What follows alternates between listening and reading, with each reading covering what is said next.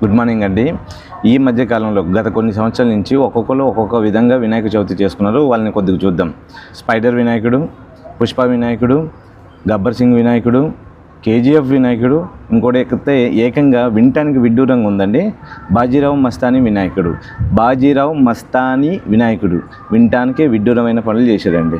ఇదే ఘోరం అనుకుంటే దీనికన్నా అత్యంతమైన ఘోరం ఏంటంటే పిఓపి వినాయకుడిని తీసుకొచ్చి మనం పూజ చేసి నిమజ్జనం చేస్తున్నాం. అది ఎంత ఘోరమైన పని అంటే ఈ పిఓపి వల్ల మనం నిమజ్జనం చేసిన తర్వాత దీని మీద ఉన్న టాక్సిక్ కెమికల్ తర్వాత రంగుల వల్ల ఆక్వాకల్చర్ దారుణంగా దెబ్బతిని ఉంటుంది.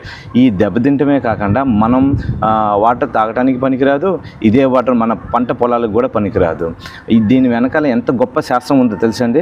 మనం దేశం నలుమూలల నుంచి మట్టి విగ్రహాలు తెచ్చుకొని మన చెరువులో కానీ మన నదుల్లో కానీ వేస్తే ఈ మట్టి వల్ల వాటర్లో మినరల్స్ పెరిగి మనకే మంచిదవుతుంది. ఇది కాకుండా పూజ సమయంలో 21 పత్రిలు ఆకులైతే ఏదైతే ఉందో స్వామివారితో మనం నిమజ్జనం చేస్తే ఈ 21 పత్రిలు వచ్చేసరికి వాటర్లో ఆల్కలైట్ జరిగి వాటర్ని ప్యూరిఫై చేసి మినరల్స్ ఇంకా పెంచుతుంది.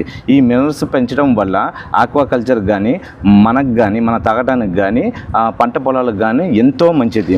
ఈ ప్రక్రియని మనం ఏదో మనమే ఈ పర్యావరణాన్ని పాడు చేసుకుంటూ విచిత్రమైన పనులు చేస్తున్నాం. సో కొంతమంది తెలుసో తెలియకో పిఓపి అని చెప్పేసి కెమికల్స్ రంగులు అని చెప్పేసి డెకరేషన్ సామాన్లు కానీ కుళ్ళిపోయిన ఆకులు పూలు పండ్లు కలపకండి. కేవలం మట్టి విగ్రహాలనే నదుల్లో కలపండి, నిమజ్జనం చేయండి. దాంతోపాటు 21 రకాల పత్రులనే కలపండి. దానివల్ల మన పర్యావరణానికి ఎంతో ఉపయోగపడుతుంది. ఇది ప్రతి ఒక్కరూ ఆచరిస్తారని చెప్పేసి కోరుకుంటూ ఇట్లు మీ రంజిత్. జై హింద్, వందే మాతరం.